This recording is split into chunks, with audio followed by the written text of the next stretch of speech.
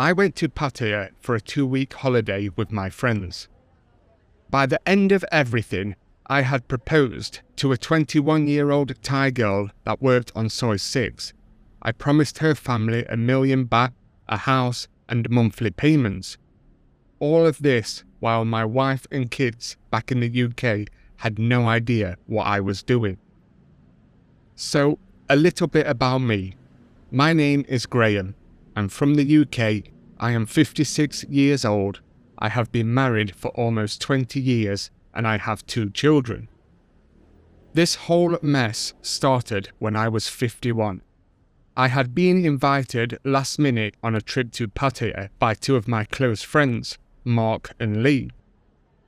We had always been close friends, but due to life, we hadn't seen each other in a while.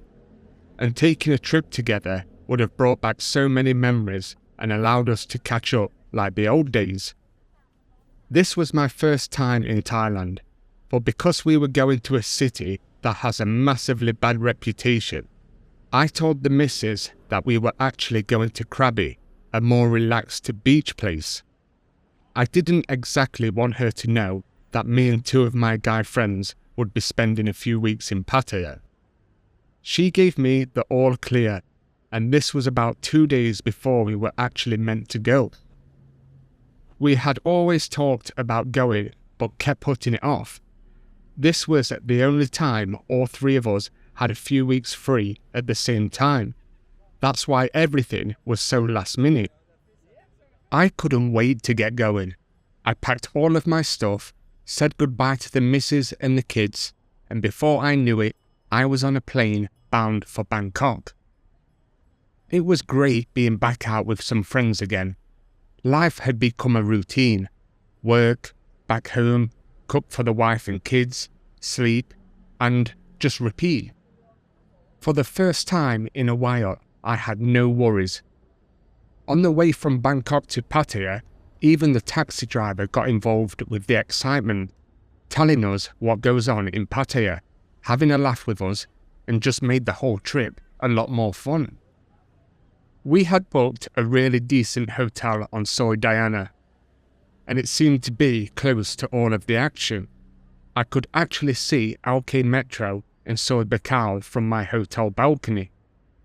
We obviously weren't in the hotel much after checking in the first night. We went straight out to a bar on LK Metro and were just catching up on old times.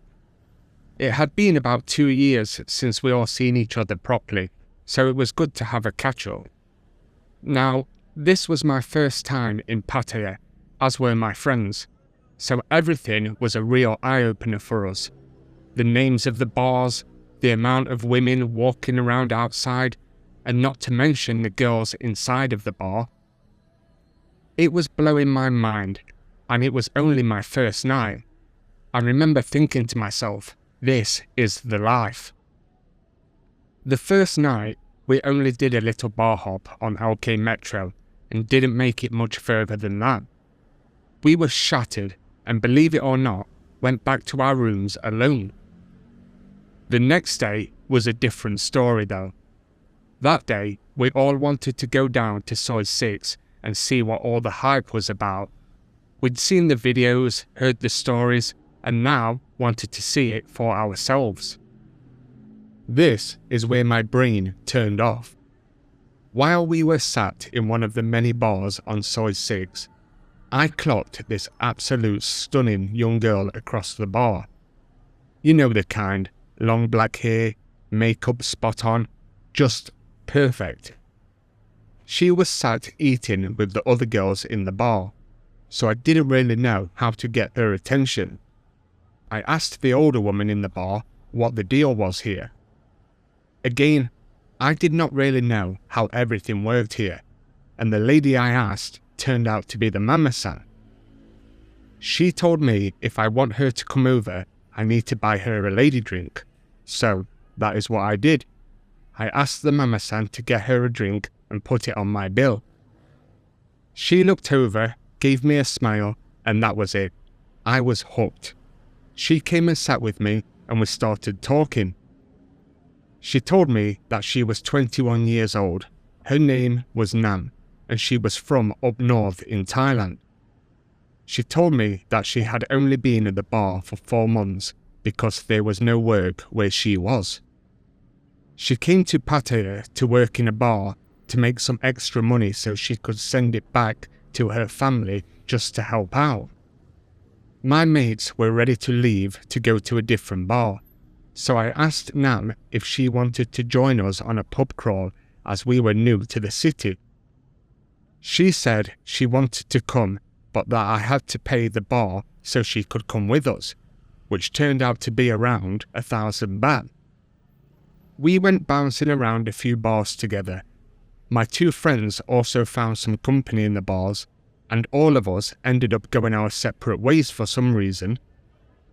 Me and Nam finished the night on a soy just off of Soy Bacau before heading back to the hotel. And that was it after that night.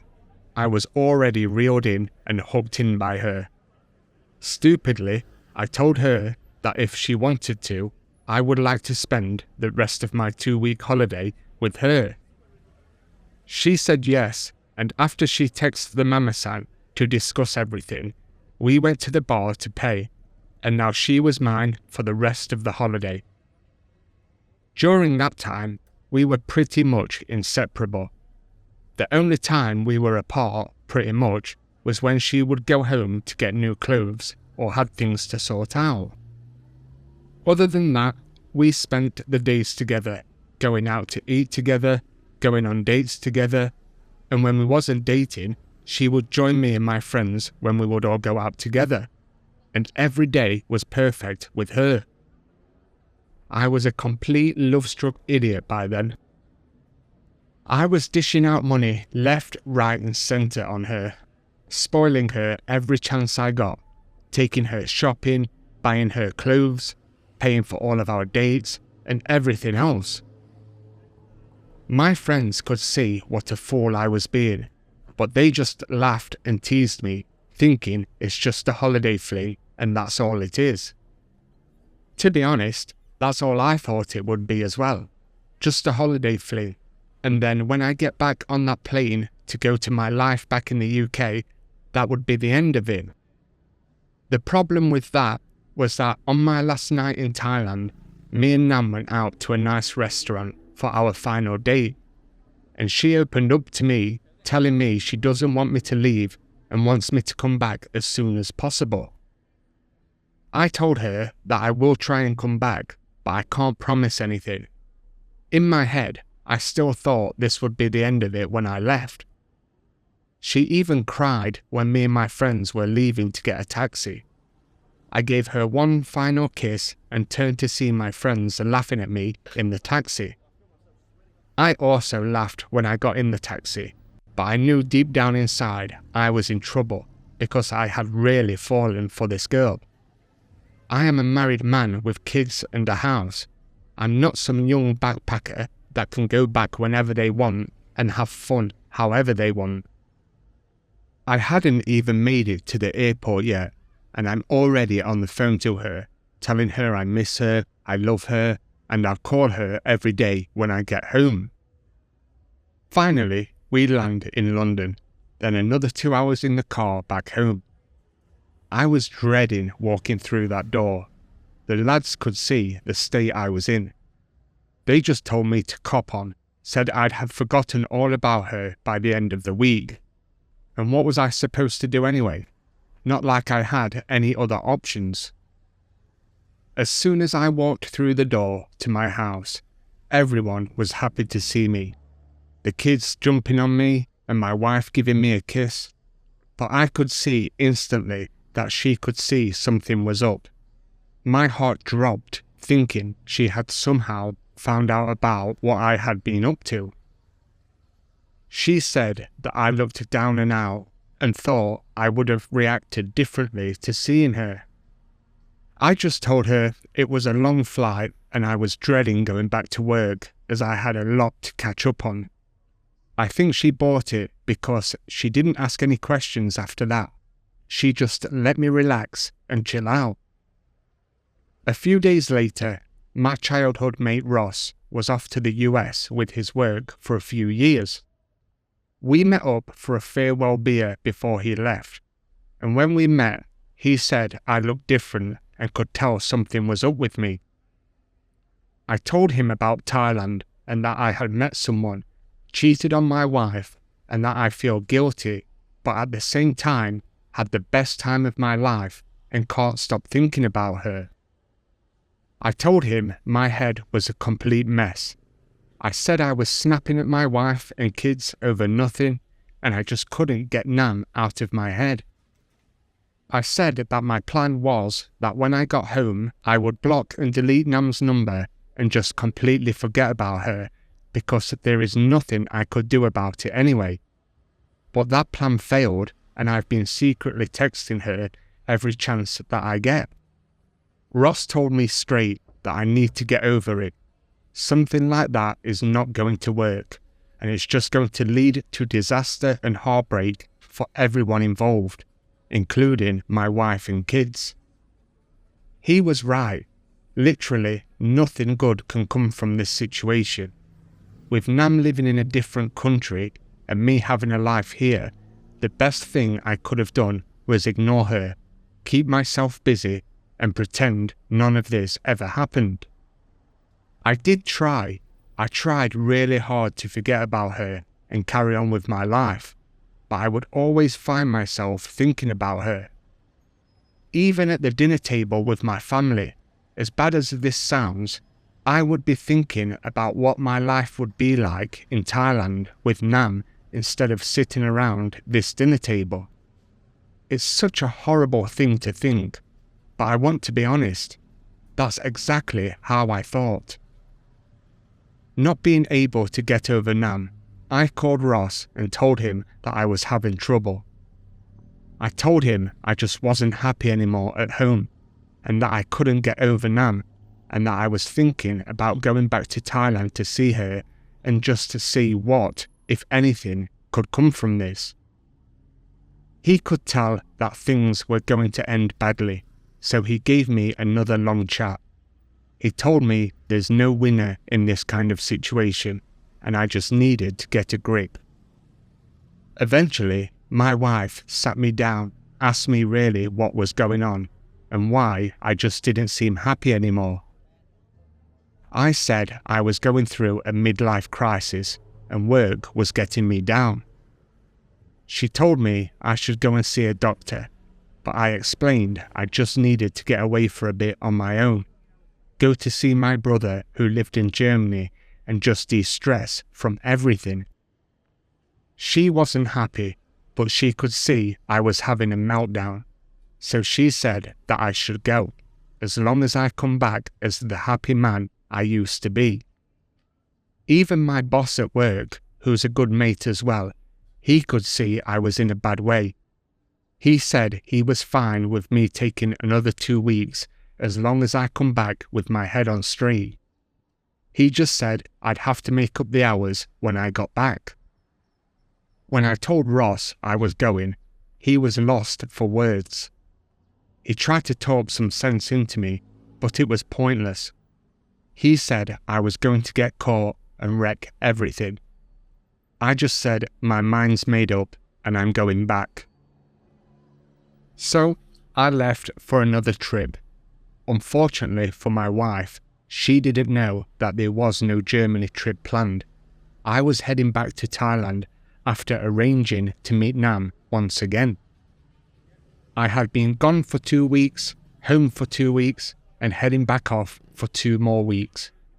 I couldn't believe that I had just pulled this one off. Looking back, I was just so selfish. I didn't care about anyone other than me and Nam, and it's just so shameful what I did to my family. 15 hours later, I land in Bangkok, walk through arrivals, and there she is, looking absolutely stunning. What I didn't tell Ross or my friends back home before leaving is that I had plans to ask Nam to marry me. Once we got checked into the hotel, I was down on one knee proposing. Yeah, I know what everyone's thinking, you complete idiot, and yes, you are right. She said yes straight away. and I just stood there thinking, what the hell just happened? She knew that I had family back home, but I told her I was going through a divorce, which she was okay with. I was just lying to everyone involved at this point. My wife, my kids, Nam, my friends, everyone. I didn't have a ring on me at the time because I didn't want to get caught with it before leaving. And plus, if Nam had said no, then I'd be stuck with a ring. So I told her we will go and buy engagement rings together. I thought that we just had to buy 2 rings, but she said in Thai tradition, I also need to buy bracelets for both of us and a necklace for her. For the next 2 weeks, it was like living in a bubble. I just pushed everything out of my mind, such as what I was going to tell my wife, my work back home, pretty much everything to do with my life. It's like I was living a completely different life that really was just a fantasy, but I couldn't get out of it. Anyway, the day after I proposed to her, we went out to buy rings, necklace and bracelets, and I took her shopping. She didn't go crazy when picking out the rings. She picked 2 that were 30,000 baht each, but there were some rings that were well more expensive than that. I was happy with that. I used my personal credit card, the one that the wife didn't know about. Lucky for me, all of my statements were paperless, so no chance of anything turning up in the post. I paid for it, she put it on, and off we went. We went to her bar on Soi 6, where she showed off everything to the other girls and told them about me proposing. You could see that Nam really loved showing off the new jewellery to her friends. While there, we spoke to the mamasat and told her we had plans to go to Isan for a week so I could meet her family. I paid the bar so we could have the full 2 weeks together, and then we just spent the rest of that night drinking and celebrating with her friends. That first night in the bar actually cost me more than all of the shopping we had done earlier. But it didn't matter. I didn't care.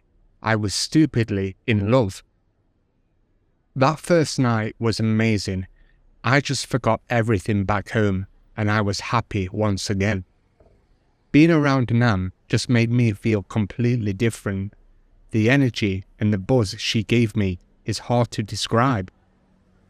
The next day, we were back at Bangkok airport getting ready to fly to Isan, and she brings up the sinsod. She told me it's a Thai tradition, something I'd have to talk to her father about. I'd heard of it before, but never really looked into what it actually meant. I told her not to worry and that it's fine. When we got to the airport, one of her guy friends was there waiting for us to take us to her village, which was another 2-hour journey. I actually got along with that guy straight away. He spoke better English than her and loved football, so we had a lot to talk about. We pulled up, and I've got to be honest, the place was proper in the middle of nowhere. I felt a bit intimidated. Her place was like a big shed with an outdoor area where everyone sat and where all the cooking, the laundry and everything was done. Even the toilet was outside. Everyone was already sat outside when we arrived, and they all made a fuss of me, greeting me, asking me if I wanted to eat and passing me drinks. Nam walked inside and then came outside with her mum holding a 2-year-old child. Turns out, Nam had a kid that she didn't tell me about.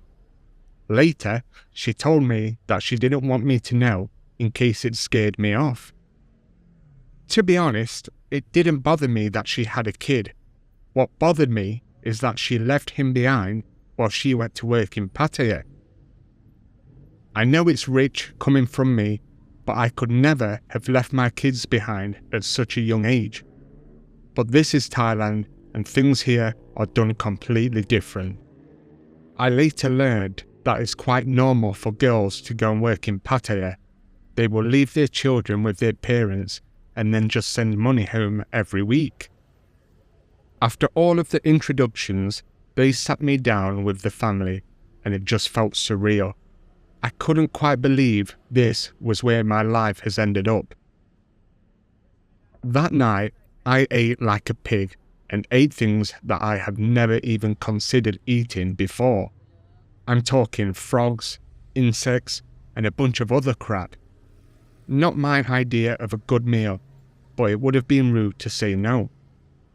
After all of that, we went to a guest house that wasn't too far from her parents' place to get settled for the night. She told me that her family plans on having an engagement party for us, and that it's tradition that I pay for it all. She said I would need to spend about 10,000 baht on food and drinks, because her whole family and friends would be coming. 10,000 wasn't a lot of money, and I was excited for my first party in Isan, and I wanted to make a good impression on the family, so I was fine with paying. The morning came, and we were still in our own little world, head over heels, living this fantasy. Surprisingly, I felt really at ease in the village.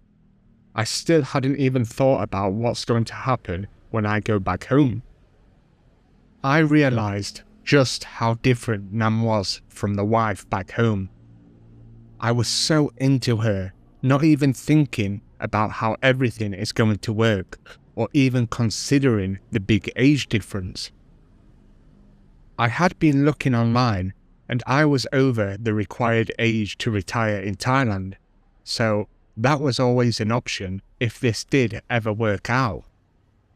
Anyway, Nam said I needed to have a word with her old man before the party about the sinsod.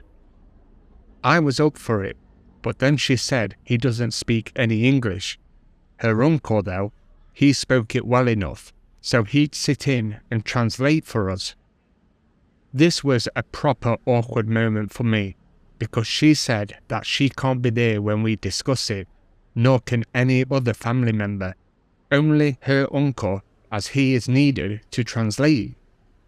So she drops me off at the family home while she takes her mum to the market to get all the stuff ready for the party.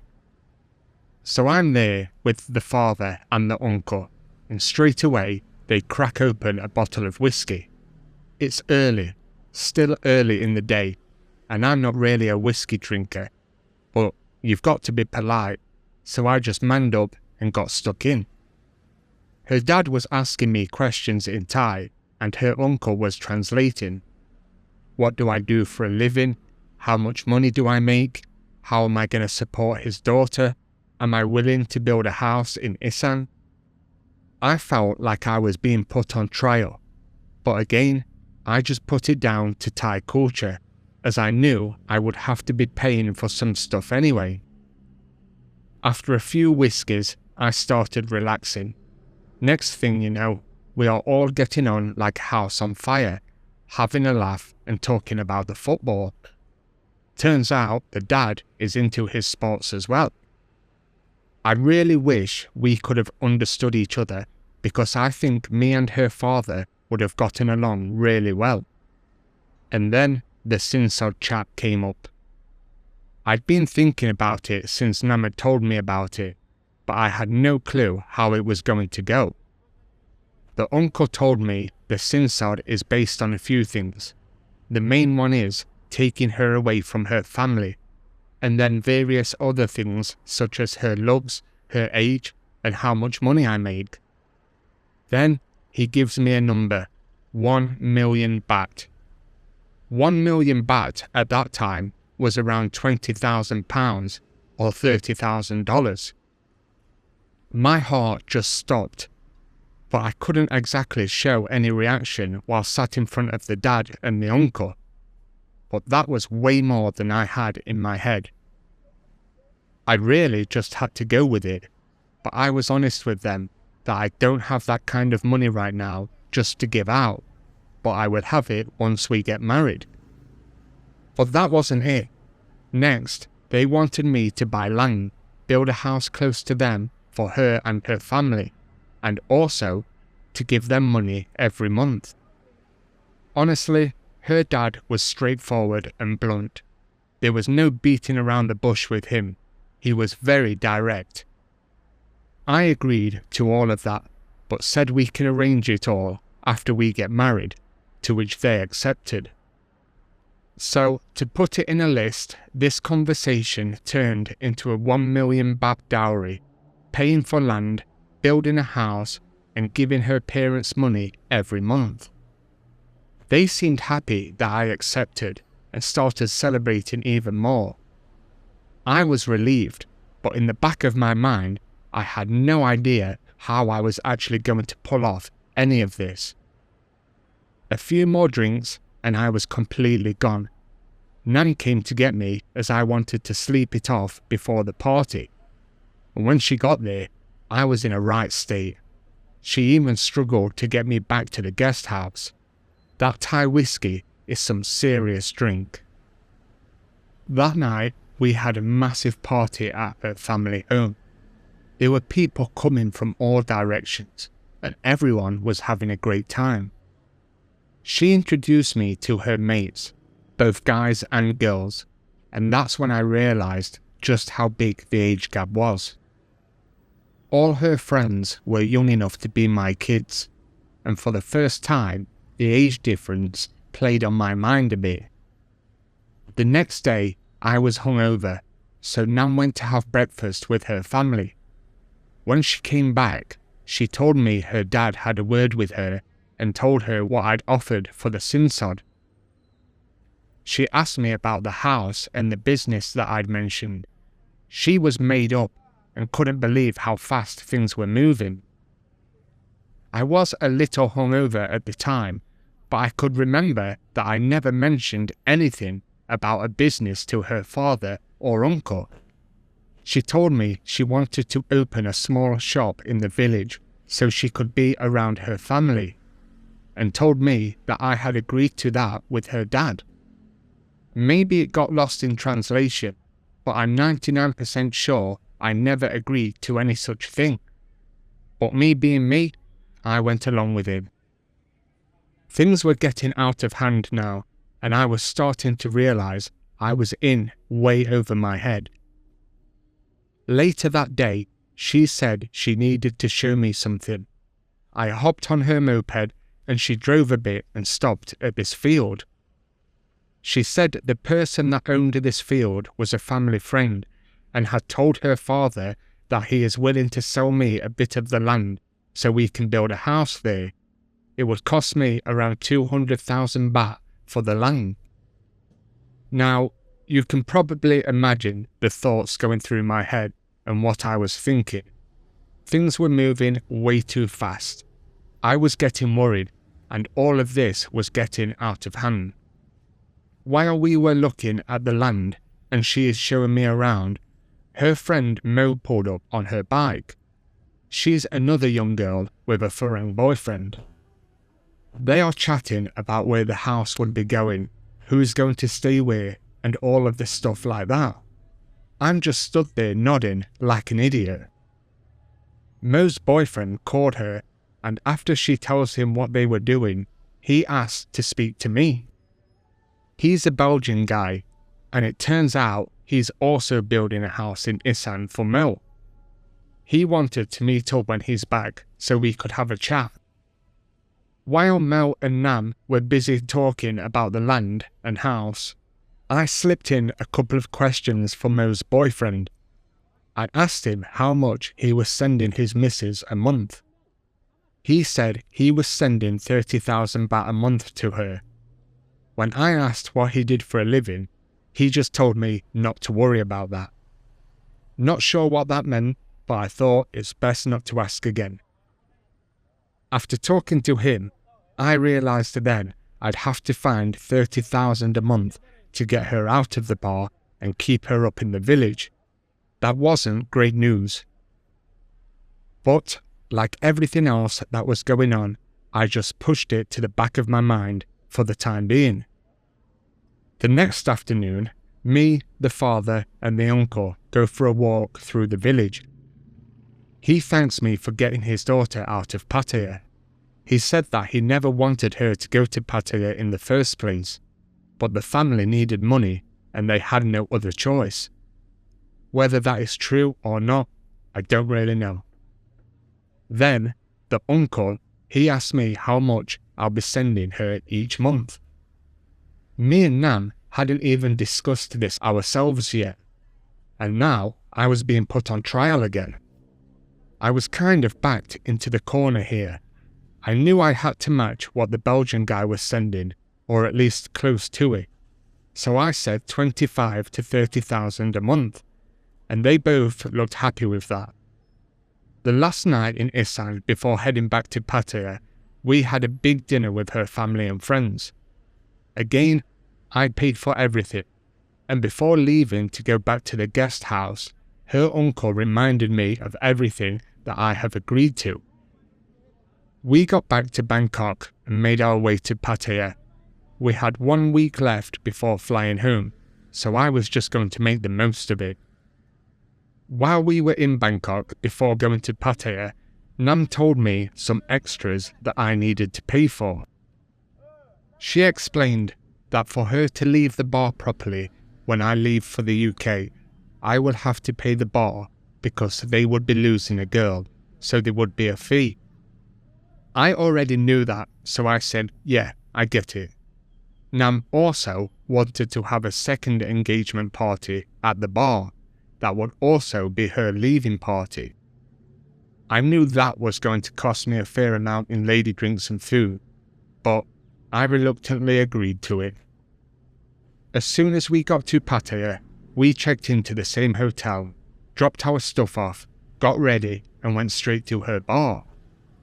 When we got there were balloons and all of that crap outside, showing that there was a party going on, our engagement party. The mama-san asked for 10,000 baht for the party, and that would cover everything, which I guess was good because if I had been paying for lady drinks separately all night, I think it would have been well over 10,000. The party was brilliant. Everyone had a laugh. Then, at the end, the mama-san said I have to pay the bar another 8,000 baht for losing Nam. So, I paid that too. The costs were really starting to add up now. I started thinking this was getting seriously expensive. The last 5 days were brilliant together. We didn't really do much of the bars. We just went shopping a lot, ate at the beach and restaurants, and just spent days being lazy together. I was really in love with this girl. The way she made me feel, how much happier I was there than at home. Yeah, it's going to cost me an arm and a leg, but I was very happy being there with her. Soon enough, it was time to go. We both went to the airport because I had purchased her a ticket to go home, so I knew for sure that everything she had done, like leaving the bar, was actually true. We said our goodbyes as I had to go to a different part of the airport. I told her I'd be back as soon as the divorce from the wife was sorted. While I was sat waiting for the plane, I rang my wife to say I was on my way home. She was very happy and said everyone couldn't wait to see me. Sitting there alone was the first time in 2 weeks I'd actually had a chance to sit and think properly. Thinking about my wife and family and everything that had happened, the guilt just rushed over me. Even though I was feeling guilty and knew I shouldn't be doing what I was doing, I was still sat there working out how much I need to send her each month to keep her in the village. And then there was also the other stuff I had agreed to. How much would I actually need to make this relationship work? 30,000 a month for her, then for the land, the house, the business, and whatever else I'd promised the old man on top of that. Then I'm thinking, what about my job? How the hell am I going to make money while I'm in Thailand? Yeah, I could actually get a divorce and retire out there, but after the divorce costs, how much money am I going to actually have left? It was all starting to sink in. And back home, I've got a good woman and 2 kids who didn't ask for any of this madness. Before I went to Thailand for the first time, my life and relationship with my family had been great. I can't believe I had gotten myself into this. What the hell was I thinking the whole time? On the plane home, I actually started doing all of the numbers and writing everything down. How much money I had saved, how much retirement I'd get, how much I'd be spending each month, and what I would be left with if everything goes to crap. I had to be honest with myself. There was just no way I could deliver on everything I'd promised. Although life in Thailand and life with Nam was amazing, and I think if we actually were together, I would be really happy, I knew I didn't really have a choice. I was going to have to go back on everything I'd promised.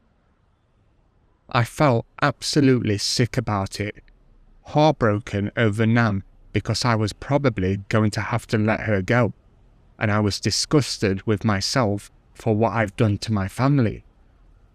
I got back home and the wife and the kids were buzzing to see me. I just put on a happy face and tried to act normal.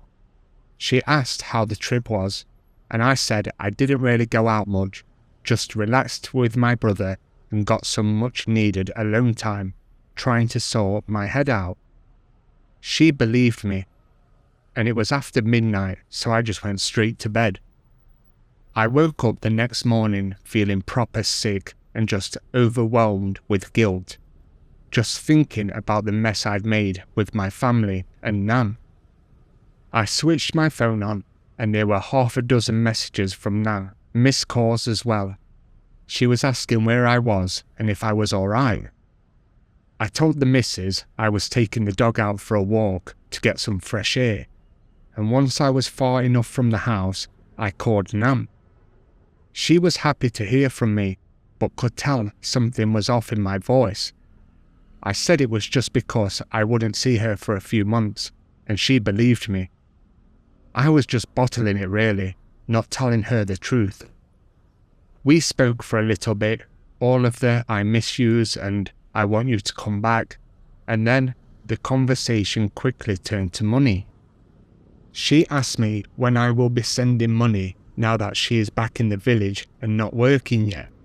She still needed to take care of her family. I told her I would send some as soon as possible. I just needed to get back to work and sort everything out there first. When I did go back to work, I put on a brave face. The boss was sound about everything, and all week Nam's texting and calling me. I still hadn't told her that I can't afford to be with her and that I really doubt it's going to work. I just couldn't bring myself to accept that reality. I knew that when I finally did tell her, it wasn't going to be pretty. This girl has sacrificed her job, and I made promises to her family. All of that is going to come crashing down when I finally come clean. Weeks went by, and she's asking when the money is coming, the money that I had promised her. In the end, I sent her 20,000 baht. She was happy enough with that for now, but I knew I couldn't keep doing it. I had a look at my statements of how much I'd spent over the last couple of months meeting Nam, and it was actually crazy. I spent way more than I should have. There was no way I could afford to keep going like this. I had a mortgage to pay, a wife and kids to look after. The game was up. I was going to have to end it with Nam and call the whole engagement off. I spoke to Ross again and told him everything, even if it made me sound like a complete idiot for doing what I did. His advice was as expected. First, he rightly called me a fool for doing all of this and spending the amount that I did. Next, he told me that I need to call the whole thing off. No matter which way I look at it, someone in this situation is going to get hurt. It was just my choice who that would be. He said the sooner I tell my girl from Thailand that everything needs to stop, the easier it's going to be for me to rebuild my life. He also told me that even when I do break it off with her, the guilt is still going to eat at me, so it's better I come clean to my wife as well and be ready to accept the consequences. Again, he was right. Easier said than done, mind you, but he was totally right. The worry was really getting to me. I couldn't sleep at night. Another week went by, and I knew I couldn't keep it going. So I picked a day, I called her, and I just told her straight. I couldn't leave my kids and move to Thailand.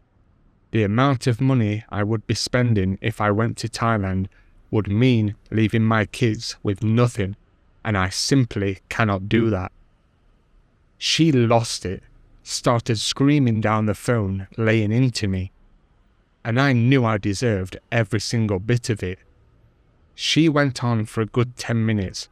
I apologized again and again, but she wasn't done. She really dug into me, telling me I had ruined her life and how she is going to lose face and respect everywhere. She told me she can't go back to the bar because she has already quit, and that she has to break it to her family that a new house or business isn't going to be built. After telling me she regrets meeting me and that I'm the worst person she ever met, she hung up on me.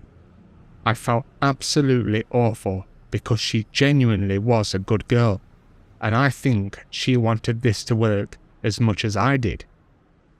She sent me a text and warned me that if she ever sees me in Thailand again, she will make sure I am taken care of by some nasty people, and then she will make sure I am deported and blacklisted. For days, I felt absolutely rotten about what I'd done to her. I was still crazy about her, but I just knew it wasn't going to work. For the next week, the text messages kept coming, dozens of them, and they were all nasty. She was still furious with me. They were just full of name-calling and threats. She even started talking about my family, so in the end, I just blocked her. I tried to forget the whole thing ever happened and get back to a normal life with the wife and the kids. After a few months of not hearing from her, I get a text from a new number on WhatsApp. It's her, saying she is no longer angry at me and understands why I couldn't leave my kids. She said I should never have promised her anything, and that she is back in Pattaya working, and although she forgives me for what I did, she hopes to never hear from me again or see me again. I fully understand that, and I thought that was a mature thing for her to say. A few years after I last heard from her, I did reach out to her on Facebook, just out of curiosity. I wanted to see how she was doing. It turns out she's been married twice, cleaned them out both times apparently, and she's on her fourth engagement now, to a 56-year-old American. She said after what I did, she learned a massive lesson and it would never happen again. She told me I made her tough as nails, made her who she is now. She reckons it's why she doesn't trust foreigners anymore and why she is on to husband number 3. I completely accept that my actions and stupidity in everything made her turn out to be that way, but I'm glad she is doing okay in life and seems to still be searching for that knight in shining armor that is going to take her away from everything. As for me, after everything that happened, I stuck around and rebuilt my life here, trying to be happier than I was before. I'm ashamed to say that I am still with my wife, but I could never find the courage to tell her what I had done. I know it's a shady move by me, but I just can't stand the thought of hurting such a good woman who stood by me through everything. I have been back to Thailand a couple of times over the years, just with the lads for a laugh, but I've never been back to Pattaya because I never want to get myself in that kind of situation again. Now, my Thailand trips are more laid back, exploring and sitting on the beach. I've even taken my family to Koh Samui. I do still think about Nam now and again, and think to myself what would actually have happened if I did move to Thailand and leave my family. I know it was just me being stupid and chasing a fantasy. I still feel guilty about the whole thing, and I probably should for the rest of my life. No excuses.